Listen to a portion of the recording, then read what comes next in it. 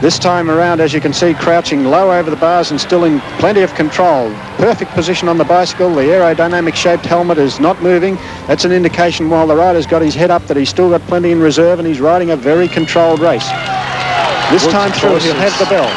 Woods, of course, is the world junior champion and the current Australian record holder.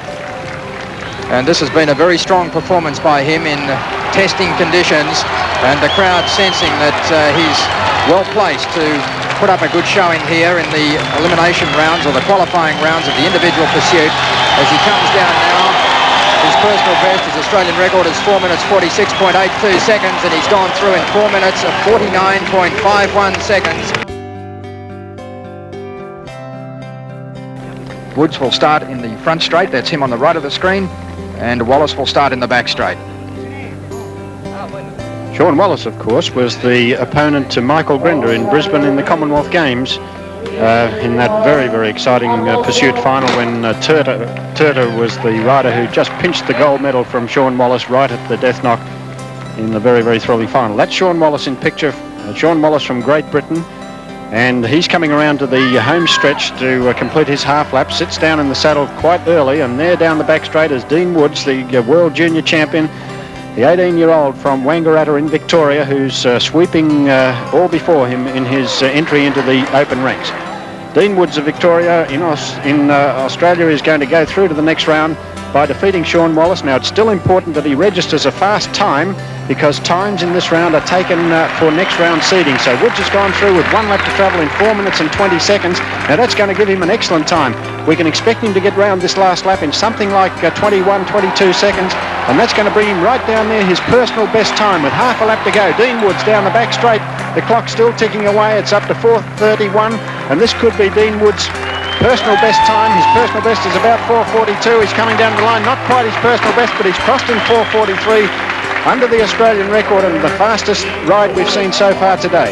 Yes, a superb ride by Dean Woods from Australia, and there he is, the world junior champion, just recently turned 18. Welcome back to Dominguez Hills, where we're watching the second quarter-final of the 4,000 metre individual pursuit. This is Nidarm of Holland. His opponent is Dean Woods of Australia, the world junior champion. And there you can see Woods coming down the front straight at the moment. And that's where he started, and that's where he'll finish. As they went through the first kilometre, Woods was 0.88 of a second behind, and he's now, in front.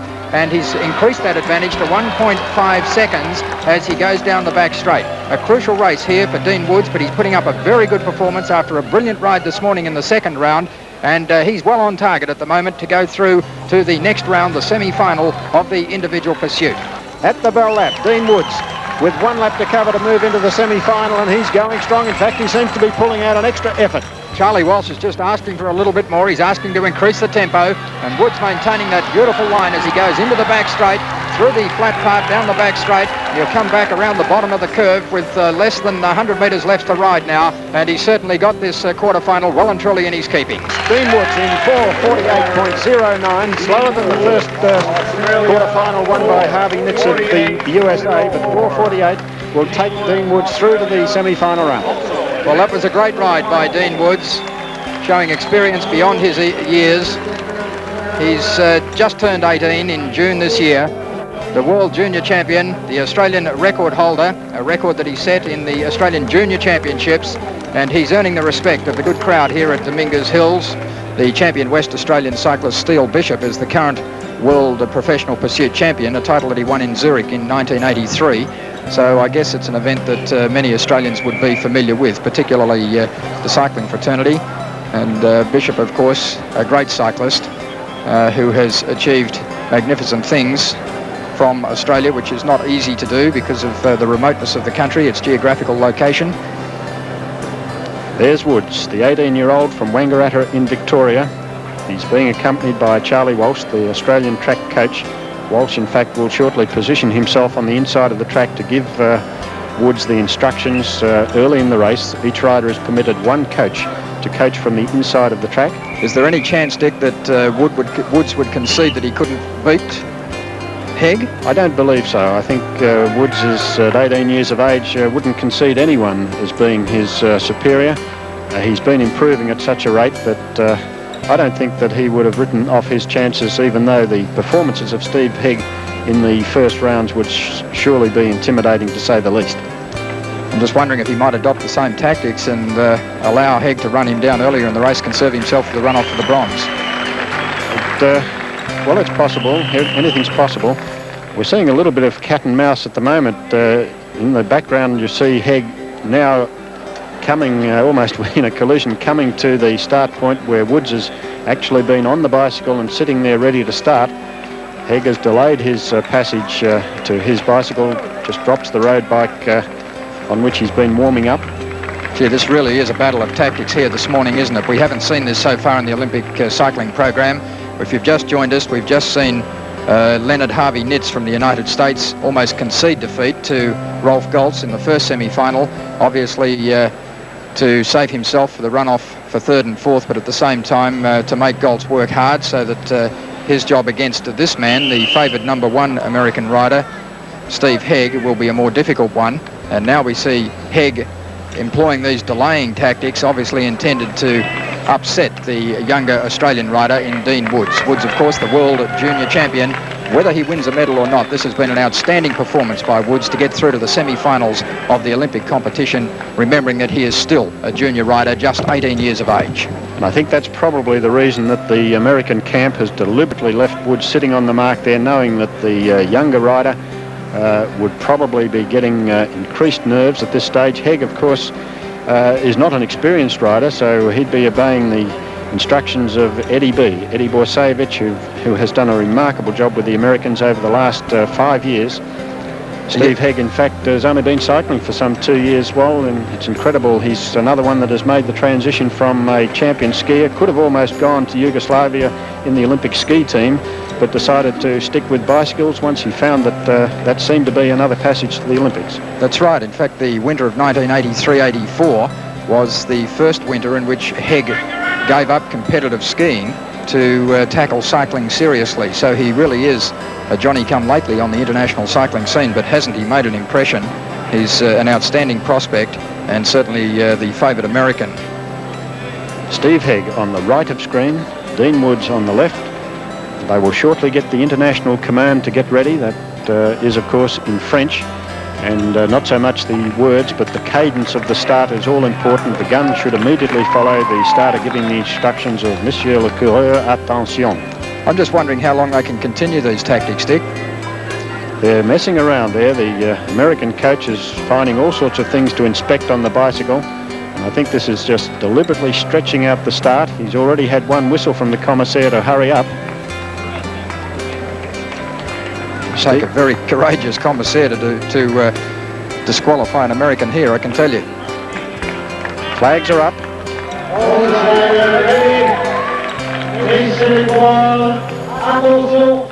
And away. Dean Woods, quite slow to begin. Hegg's made the better start for the first few turns of the pedals. You can see that not only has Hegg a disc back wheel, he also has a disc chain wheel.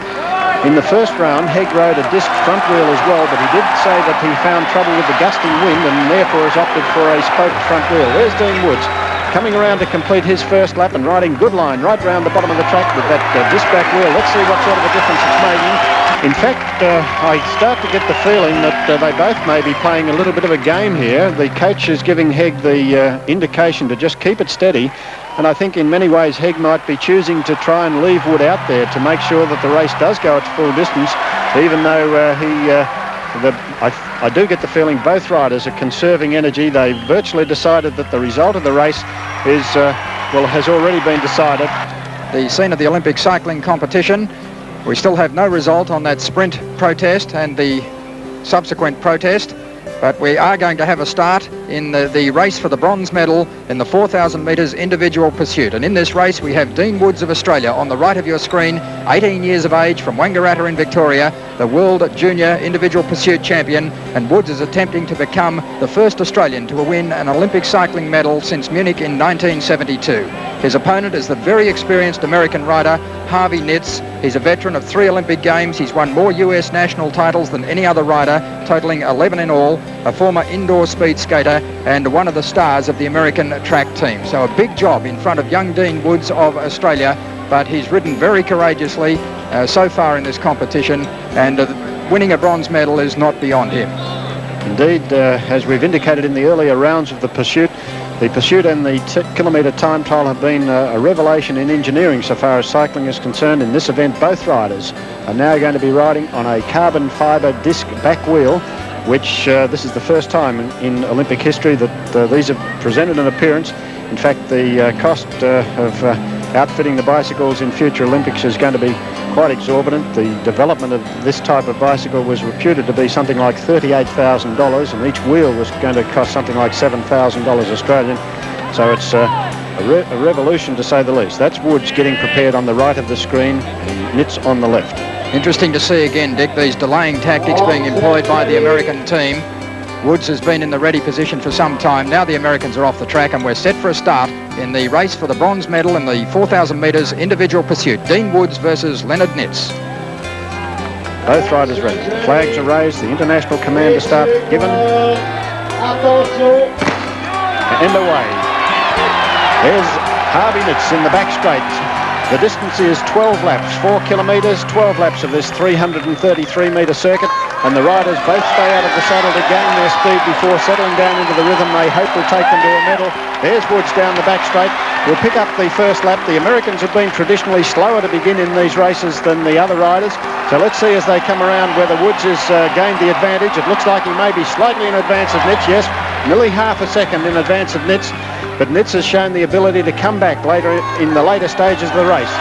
Like all other venues, Dick, Woods is not only going to have to contend with a very experienced rider here, but with a very parochial crowd. Indeed, but Woods seems to be of such a personality that nothing is able to bother this 18-year-old from Wangaratta in Victoria. He's got remarkable poise on the bike. In fact, he's got a perfect shooting position. You can see the comfortable way he crouches into those handlebars, straight back, and holds a good line right around the measuring line at the bottom of the track. They'll come around this lap to complete their first kilometre, the first 3 laps, the first kilometre, and there's Harvey Nitz as he comes around the bend to complete his first kilometre down the back straight.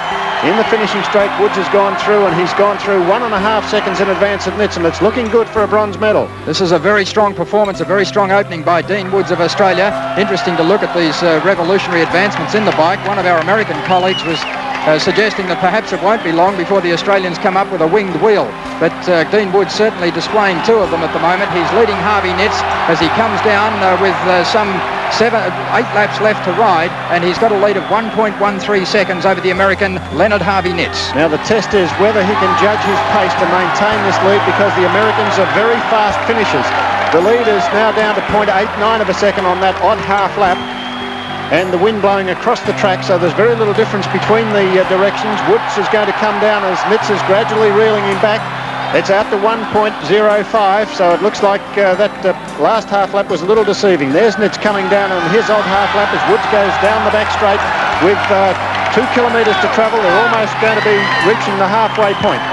Yes, Woods coming round now to reach the halfway point. He will start and finish in the front straight, and he's going to get the indications from his coach Charlie Walsh as to how he's going. He wants him to apply the pressure a little bit. Nitz is back to within 0.79 seconds of Woods' lead.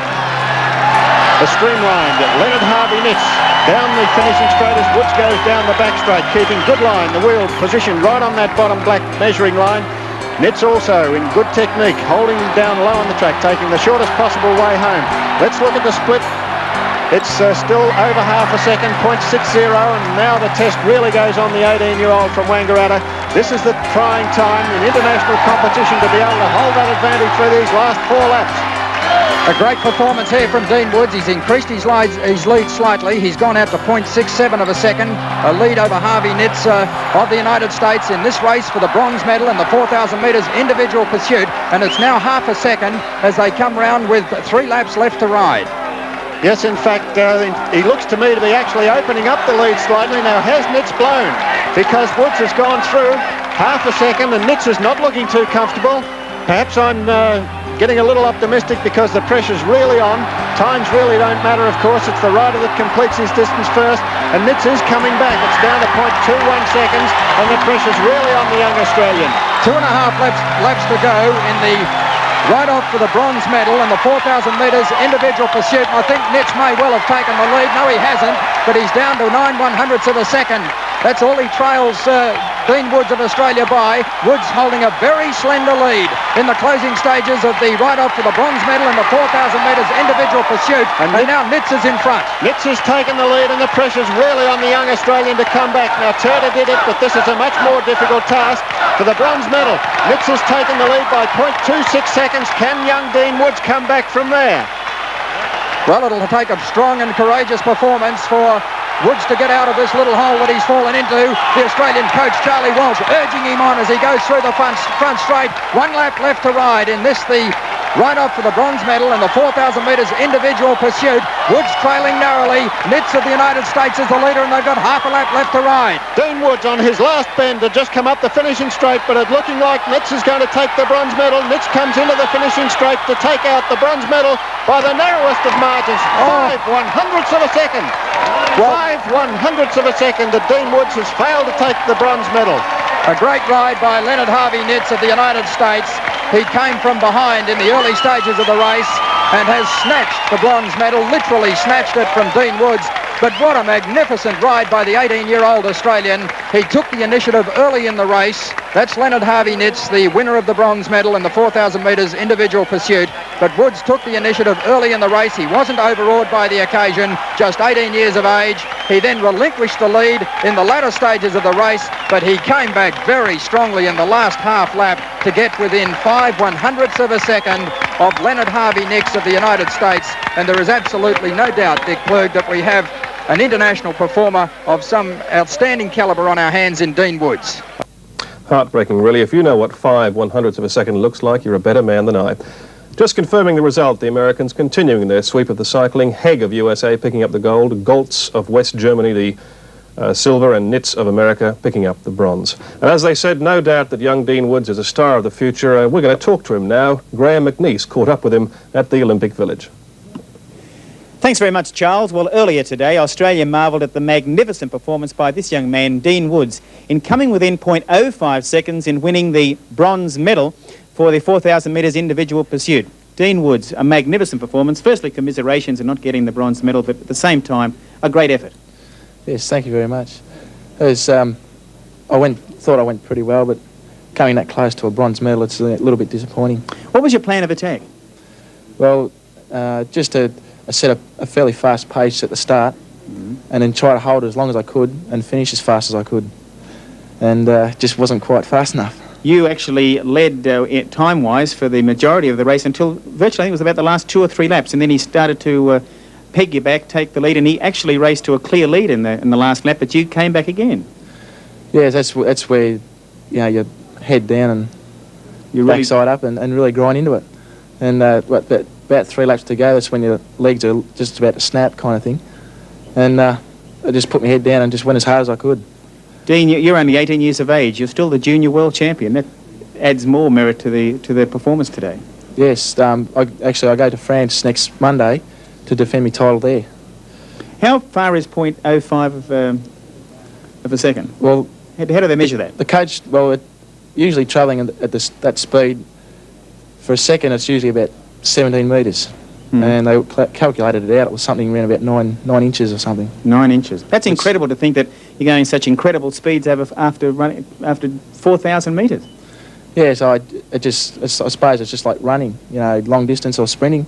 Just the type of training you do. You just adapt to it. Are you going to contest the team's pursuit? Yes, well, the coach said that I'm in for tomorrow. Right. But whether I ride or not, it's probably another thing. I most likely will ride. I think you might, after today's performance. Yeah. Well, congratulations. As I said before, an outstanding performance. And while you're disappointed not winning the bronze medal, believe me, it was a magnificent effort, and Australia is very, very proud of you. And you certainly have the championship qualities written all over you.